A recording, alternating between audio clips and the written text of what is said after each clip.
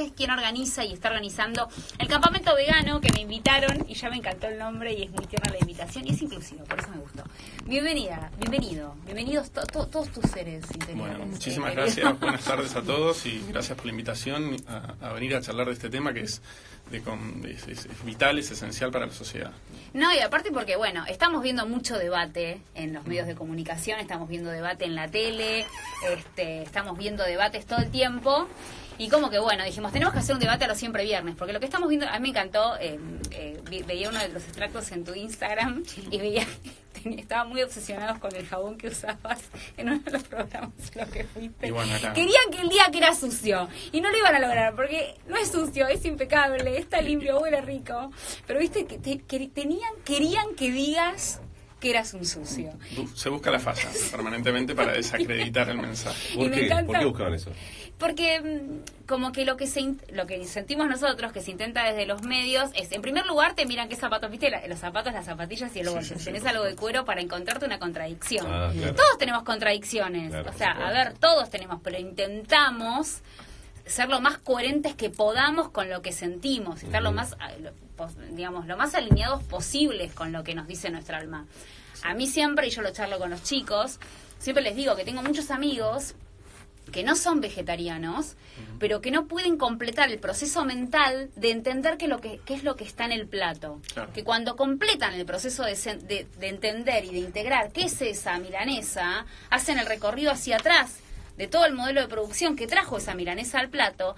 Al 95% de mis amigos les hace mucho ruido. Claro. La instancia del camión con la vaca ahí arriba, la separación. Les hace ruido general, no lo quieren ni pensar. Yo lo que les digo es que es un acto de autoamor ser coherente con lo que comes. Pero solamente, o sea, ni siquiera lo hagas por amor a los animales. Hacelo por amor a vos. Pero bueno, el hombre tiene la palabra, el hombre es el invitado y el vegano que tiene su micrófono abierto aquí en Siempre Viernes. Bueno, te súper agradezco.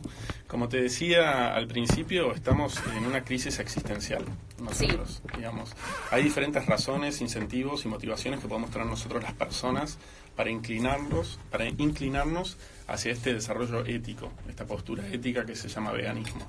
Pero ahora estamos en una crisis realmente, o sea, yo siempre hago la analogía del Titanic. Nosotros acabamos de visualizar el iceberg enfrente de nosotros, sí. Vamos a impactar contra el iceberg, el tema es ver cuánto impactamos contra el iceberg. Entonces es muy importante que la sociedad entre en conocimiento de la emergencia realmente que tenemos ante nosotros. ¿Sobre qué emergencia? Cuando dices emergencia, hablas del cambio climático. Sí, exactamente. Nosotros, ya la Organización de las Naciones Unidas, con el panel intergubernamental del cambio climático, ya tomó todas las métricas posibles, hizo el estudio y todo lo que se necesitaba para determinar que nosotros necesitamos hacer ajustes serios con nuestra alimentación, dado que la agricultura animal es el principal contribuyente a la deforestación, a la contaminación de océanos, a la extinción de especies y a la pérdida de la biodiversidad. Ok, y ya que decís que están sonando los violines básicamente para seguir con la metáfora, ¿cuáles son esos ajustes que se deberían hacer? Esos que te estaba contando recién, principalmente cambiar nuestros hábitos alimenticios. Pero yendo hacia qué plano, hacia qué punto, ¿cuál sería la idea básicamente? Entiendo. Bueno, el tema es que la temperatura del planeta está subiendo. Y está subiendo drásticamente. Sí. Nosotros necesitamos, ese aumento va a seguir subiendo, digamos. Nosotros, aún si desapareciésemos de la Tierra, es irreversible. El planeta tardaría 30 años más en disminuir el aumento de la temperatura.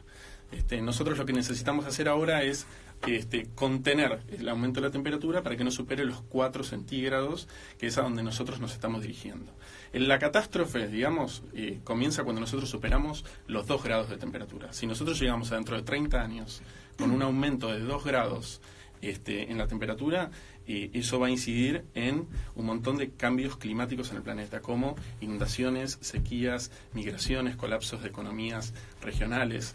Y la finalización de la civilización como nosotros la conocemos. Y por supuesto, los más vulnerables son aquellos que van a sufrir más todavía. Entonces realmente sería irresponsable que todos nosotros como sociedad no enfrentemos esta crisis que tenemos frente a nosotros. Bien, o sea, lo que ustedes proponen, porque vos sos activista, hemos tenido hace poco, salió la de César, te he visto compartiendo algún que otro panel con César de Acción Animales, ¿no? Sí, absolutamente. La idea, a ver, yo lo que trato, como estoy rodeada, vos también, estoy rodeada de gente que sí consume animales, intento por lo menos que reduzcan un poco la cantidad. Y que también chequeen el modo de producción de eso que se están comiendo. Entiendo. Porque el modo de producción de las carnes en general que se consumen hoy en Argentina, eso, o sea, realmente es brutal el modo de producción. No es sano para el que lo consume, o sea, una carne de feedlot, eso o sea, no tiene nada de saludable. Las grasas, los antibióticos, los estimuladores de crecimiento que tienen, los huevos industriales, o sea, realmente lo que se está consumiendo de ese modo de producción no es sano para un cuerpo promedio. De hecho, se están viendo un montón de enfermedades que avanzan y que no se entiende por qué, y que para mí tiene que ver con esos modos de producción. No, por supuesto. Mira, 14 de las 15 principales enfermedades mortales para el ser humano están todas relacionadas con la ingesta de la proteína animal. Hay estudios, se ha hecho por los mejores científicos, están los videos subidos en YouTube, lo pueden acceder. La ciencia está hablando, lo único que necesitamos hacer es escuchar. Y hay muchísimas razones por las cuales nosotros debemos realmente, y yo creo que es un imperativo moral, deberíamos en serio inclinarnos hacia este desarrollo ético que es el veganismo. Uno de ellos es el que vos estás mencionando, que es el aspecto de salud. Por supuesto, cuando vos ingerís proteína animal, nuestros cuerpos fisiológicamente no están preparados para recibirla. Bueno, pero eso, viste, yo te voy a hacer un poquito de abogada del diablo, dale, ¿no? De todo lo que me dicen a mí. Porque a mí viene, cuando yo tengo estos debates con mis amigos, lo primero que me dicen, cuando yo les digo la bibliografía que yo leí para elegir ser vegetariana, que supuestamente nuestros dientes no son iguales a los de mi perra, por ejemplo, que sí es carnívora, biológicamente, que las enzimas de mi saliva no están preparadas para ir digiriendo carne, que mi estómago tampoco, que mi intestino tampoco, porque la carne dura muchísimo más tiempo en mi cuerpo que en el cuerpo de un perro, por ejemplo, o un león, o un tigre, o un gato. Y ellos me refutan, también con su bibliografía que los ampara, y me dicen... no, eso no es así, tenés los colmillos y ahí empieza el debate hermoso que puede durar horas. Pero me parece natural que aparezca y me parece sano que aparezca porque todos pasamos por ese proceso. Lo bueno de todo esto es que hay respuestas, que esto no es metafísica. La ciencia nos da una respuesta a todas estas inquietudes que tenemos. Y nuestros cuerpos, yo te decía, que fisiológicamente son herbívoros, porque si vos te pones a pensar, es cierto, nosotros tenemos caninos, digamos, pero los herbívoros más fuertes y grandes de este planeta, que son el hipopótamo, por ejemplo, el orangután, tienen los caninos más grandes del planeta, digamos, y son herbívoros, ¿se entiende? O sea, no pasa por ahí. Nosotros también necesitamos los caninos para poder desgarrar una manzana, digamos. Pero si hablando de la dentadura, por ejemplo, los carnívoros no mastican. Los carnívoros degluten el alimento. Desgarran con esa dentadura y lo degluten, no mastican. Los herbívoros masticamos. Claro. Otra diferencia muy grande, por ejemplo, es que nuestras mandíbulas se mueven lateralmente, como la de los herbívoros. La de los carnívoros no es así, se mueven para arriba y para abajo. Y después todo el sistema digestivo es absolutamente distinto. Los carnívoros tienen un sistema digestivo que es más o menos 4 veces la longitud de su torso, y esto es así pensado porque la carne no es más que materia en descomposición. Y por ende está liberando bacterias que luego se vuelven cancerígenas. Necesitan los carnívoros eliminar eso de sus cuerpos rápidos. Nosotros los herbívoros tenemos un sistema digestivo que es 20 veces el tamaño de nuestro torso. Y por eso la ingesta de proteína animal, y en este caso de carne, está relacionada con el cáncer de colon. Muy bien, estamos hablando en este momento principalmente de lo que es la parte de la salud, como recién mencionabas, pero también mencionaste una parte ética. Yo el otro día escuchaba a un amigo que le gusta la pesca y fue a pescar la otra vez y me dijo que por alguna razón le costó porque tuvo que sacar un pescado y devolverlo, y lo devolvió con el labio lastimado y se sentía mal. Entonces es como que se ve de a poco cierta sensibilidad que va... El pibe es carnívoro, sin embargo este hábito que él tenía de ir a pescar seguido y etcétera, hay como una cuestión también ética que le está empezando a chocar con esta idea de la vida del ser vivo y demás. ¿Vos ves un avance en ese sentido? Sí, totalmente. Hay un despertar de la conciencia que está siendo dirigido más que nada por las nuevas generaciones, las generaciones de los millennials, donde el veganismo ha penetrado más o menos en un 10 o un 12%, versus 0,5 de la generación de los baby boomers. Entonces, ¿qué pasa con las nuevas con los nuevos individuos que nacen en este planeta? Son individuos más empáticos, son más globales, están mucho más comunicados, entonces están mucho más al tanto de diferentes culturas, de diferentes formas de ver la vida, de diferentes maneras de interpretarla, y entonces los ayuda a avanzar y a pensar mucho más rápidamente que generaciones anteriores que no tenían acceso a tanta información. Seba, ¿hace cuánto que sos vegano? Hace un poquito más de 4 años. ¿Qué cambió? ¿Cómo fue? ¿Que todo te hizo me clic cambió en la cabeza? Sí, y bueno, en realidad sí, fue un clic en la cabeza. Cuando me empecé a dar cuenta que había algo que yo me estaba perdiendo, yo te cuento, yo me hice vegano gracias a una mujer que después terminó siendo alguien muy, muy importante en mi vida. Y ella me hablaba con una ternura de los cerdos que yo solo la había reconocido en la ternura que todos manejamos con los perros y con los gatos. Claro. Y yo ahí me di cuenta que había una magia, que había una conexión, un aprendizaje, algo ahí que yo no estaba logrando ver. Y yo me consideraba un amante de los animales. Sí. Yo, de hecho, yo le decía, pero en el campo de mi familia, nosotros tenemos animales, tenemos vacas, yo entusiasmadísimo, caballos, gallinas, chanchos. ¿En qué parte? En Entre Ríos, en Gualeguay. Y aún así, ella en un momento me hace una pregunta que en mí lo cambió todo. Y fue, sí, pero ¿para qué están los animales ahí? Y yo ahí me di cuenta que estaban ahí no porque los amásemos, sino porque cada tanto agarrábamos uno y lo matábamos. Y ahí todo me cambió, digamos. Empecé a investigar, a informarme, a ver videos, a escuchar gente que pensaba de esta manera. Empecé a entender que todas las fichas caían en su lugar. Ya no era solo empatía, sino que estaba el aspecto de salud, el aspecto del medio ambiente. Hagamos un punto, porque tu familia está allá. ¿Cómo? En Gualeguay. No. Simplemente es una chacra que tiene la familia ya. Bueno, pero ellos sí se criaron con esa vieja escuela, podemos decir, porque yo tengo familia también en el campo que hace exactamente lo mismo. Sí, entiendo. Y hay mucha gente que vive haciendo esto, que son proveedores de carne, de huevos, que son principalmente en el resto del país y proveen a los que están acá y que compran un pollo y piensan que el pollo viene en una bandeja ya con los menudos en una bolsita. Y no saben que el pollo se cría de un huevo y que lleva todo un proceso. Hay los que están por ejemplo, en Entre Ríos hay muchas granjas que están las 24 horas funcionando y los pollos son los que comemos nosotros, que son pollos blancos, no tiene nada que ver con el color, pero a lo que voy, es muy difícil desarraigar esa cultura que uno mamó, que vos viviste, que tus viejos se criaron así, a esta nueva que va cambiando, que abrió su mente, como bien decías, que vos hace 4 años lo pudiste cambiar. Hay mucha gente que quizás es más recia a ese cambio porque nació de esa manera. Yo te entiendo, me parece un punto súper válido.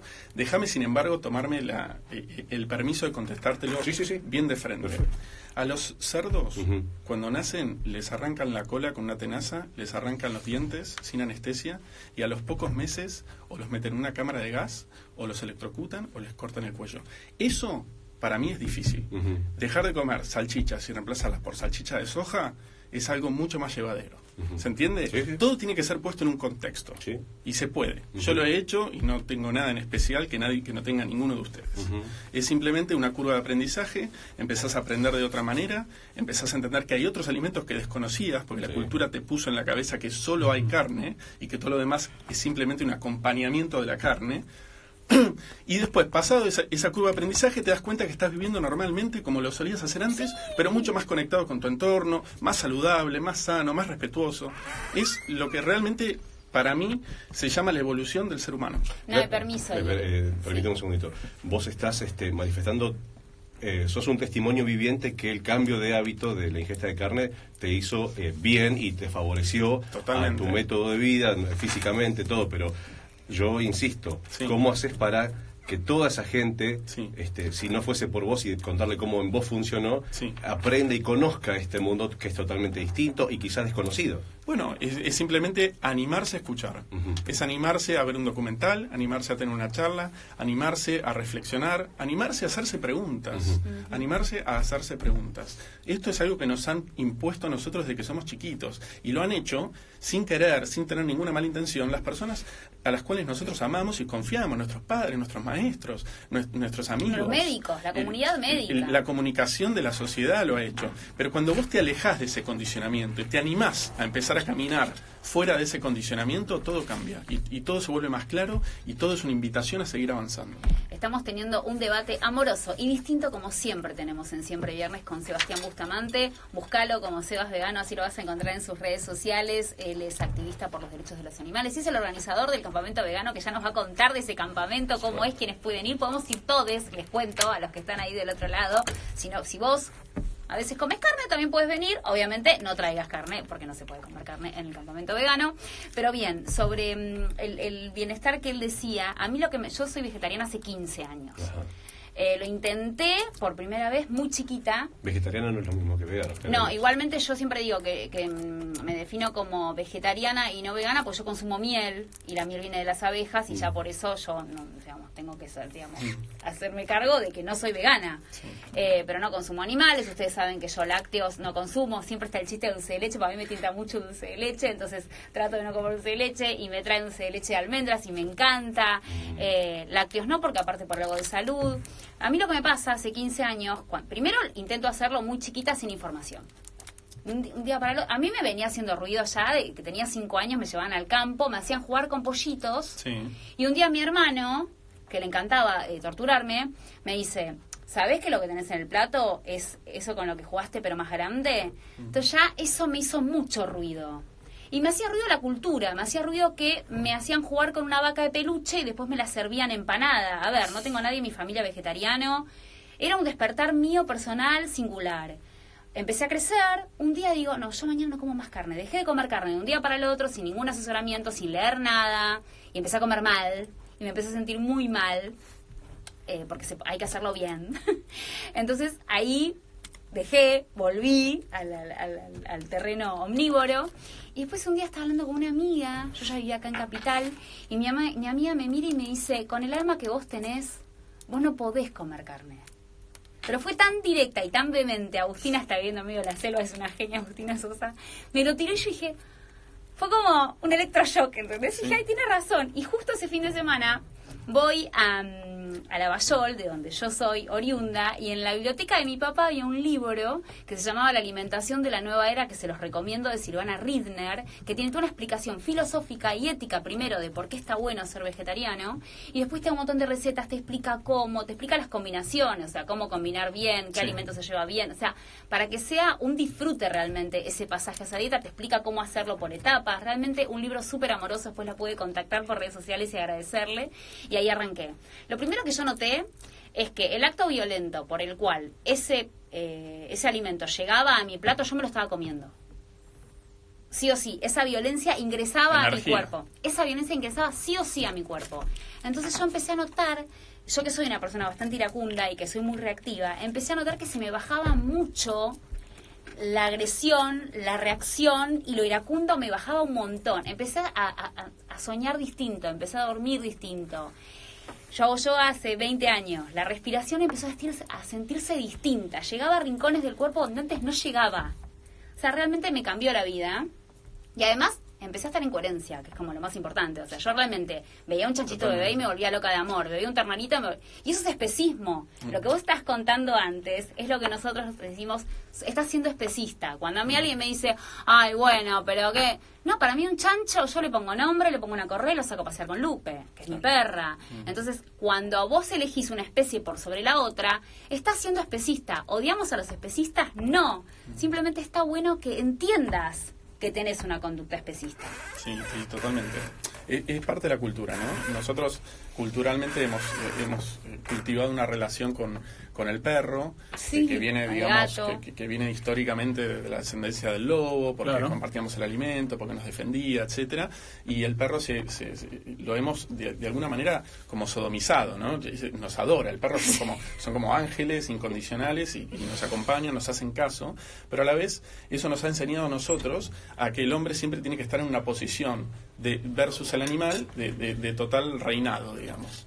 Y por ende no hemos respetado a otros animales con los cuales no hemos cultivado esa relación. Sí. A todos los animales nosotros tratamos de alguna manera de sodomizarlos, de ver de qué manera podemos explotarlos, por sus pieles, por sus productos, por sus cuerpos, por sus plumas, por lo que sea, o para entretenernos viendo cómo un pobre mamífero salta a través de un aro prendido a fuego, digamos. No tiene sentido la relación que nosotros estamos tratando de tener con las demás especies animales que comparten este planeta con nosotros.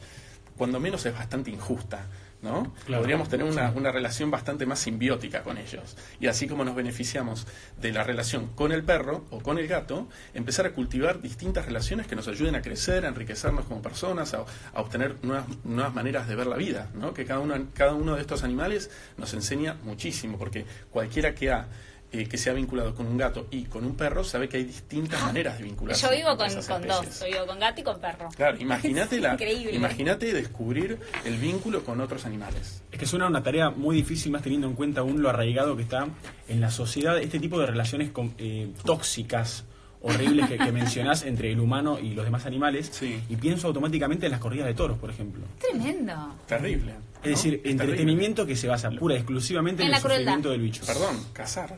La caza. Pero sabes que hay un montón de maneras de explotar a los animales. En realidad, lo que nosotros debemos combatir, y esto es por lo menos mi misión, es combatir todas. Porque en realidad el concepto de que hay que explotarlos a los animales está incorrecto. Después, bueno, claro, el hombre ha puesto su creatividad en juego y ha visto de todas las maneras posibles para explotarlos. Pero la verdad es que cuando nosotros nos posicionamos arbitrariamente en una posición de explotación y de opresión al más indefenso o al más vulnerable, ya partimos desde una relación tóxica, digamos. Así es. ¿Conoces algo de las buenas prácticas agrícolas? No. A ver, ¿a qué te referís? Porque es también el manejo responsable y el cuidado del medio ambiente con el tema del transporte, Sí. Cómo es la definición que tienen a raíz de los alimentos que son cultivados y la denuncia cuando se maneja alimentos que están con agroquímicos Sí. o agrotóxicos, como los conocemos nosotros, la denuncia que se hace y el seguimiento que se le hace a eso, porque uno trata de ser vegano, pero resulta que lo que come tiene mucha peste, sobre todo mucho químico. Absolutamente. ¿Cómo te desarrollas y cómo te llevas con eso? Porque querés tener una dieta sana, pero lo que comes no es sano. Perfecto, qué buen punto, te lo agradezco. Mirá, convengamos que nosotros los veganos ni clamamos serlo ni somos perfectos, para nada. De hecho, nosotros causamos un daño en nuestro entorno. Yo que camino por el jardín y mato hormigas, te defendés si viene un mosquito y quizás lo tenés que matar o ahuyentar. Digamos, no somos perfectos, causamos un daño. Ahora, el veganismo no trata de ser ni perfecto ni causar ningún daño, sino más bien reducir ese impacto que nosotros tenemos en nuestro entorno y reducirlo desde lo consciente y de lo práctico. No estamos proponiendo ir a vivir a la selva, digamos. Estamos proponiendo, escúchame, tenés una manera de alimentarte que no incida en este holocausto animal que estamos causando, digamos. No es tan difícil. Nosotros vivimos en el 2019, tenemos supermercados en la esquina, en las grandes, digamos, ciudades como Buenos Aires, y tenemos la posibilidad hoy de ir a la góndola y elegir un producto que está al lado del otro. Digamos, es fácil, está al alcance de nuestra mano. Quedan muchos temas con Seba. ¿Te quedás? Sí, ¿Te quedás un ratito más? Porque vamos a hablar del